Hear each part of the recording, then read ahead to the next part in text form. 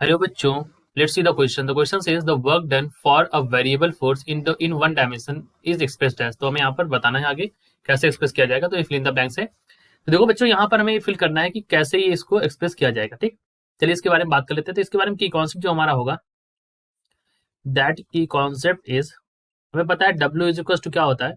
तो W is equal to होता है force into displacement. Work done क्या होता है, फोर्स इंटू डिस्प्लेसमेंट। ठीक है, that is the work done. अब हमें क्या करते हैं, हमें मान लेते हैं कि हमारा जो है ये इस तरह से हम एक्सिस बनाते हैं और ये हमारा एक्स को रिप्रेजेंट करता है, ये हमारा एफ को रिप्रेजेंट करता है। ठीक, अब कोई बॉडी है, यहाँ से मान लेते हैं it is moving like this. ये कोई बॉडी है, इस तरह से जा रही है। तो यहाँ पर जो होगा, इस केस में जो बॉडी होगी, तो इस पॉइंट पर अगर आप देखो, दैट इज यहाँ पर जो होगा, अगर मान लो फोर्स ऐसे F1 ले लें, तो यहाँ पर F1 फोर्स से डिस्प्लेसमेंट जो हुई दैट इज dx1। सिमिलरली इस पॉइंट पर अगर आप आके देखें, तो यहाँ से F1 फोर्स, F2 फोर्स और डिस्प्लेसमेंट जो हुई यहाँ पर dx2 डिस्प्लेसमेंट हुई। और सिमिलर मैनर में अगर आप यहाँ पर देखें, इस जगह पर आकर के, तो हम यहाँ पर डालते हैं तो F3 फोर्स है यहाँ पर, और डिस्प्लेसमेंट जो हुई यहाँ पर दैट इज df3। ठीक है, ये सभी ऐसे लगा दीजिए। ठीक, तो इस तरह से तो हम कह सकते हैं कि due two variable force, variable force यहाँ पर कौन कौन से हैं, F1 F2 से लेकर के Fn तक।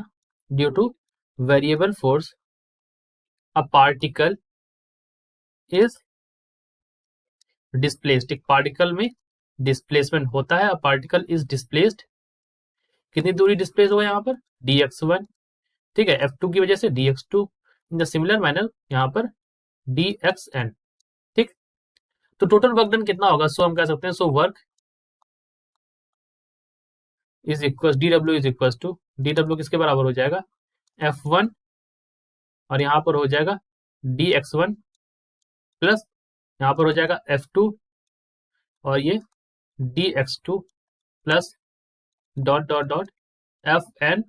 ठीक है, dxn।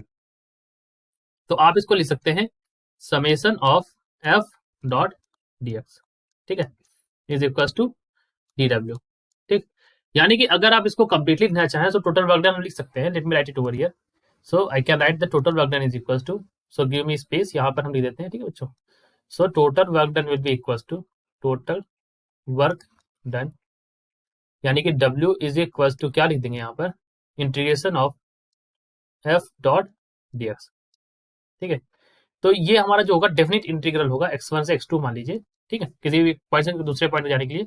सो यहाँ पर हम लिख सकते हैं it can be expressed as integral over, या फिर लिखते हैं definite integral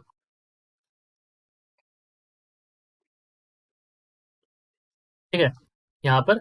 so that is f, यहाँ से लिख सकते हैं x1 से x2 f डॉट dx। ठीक, इज इक्वल टू w।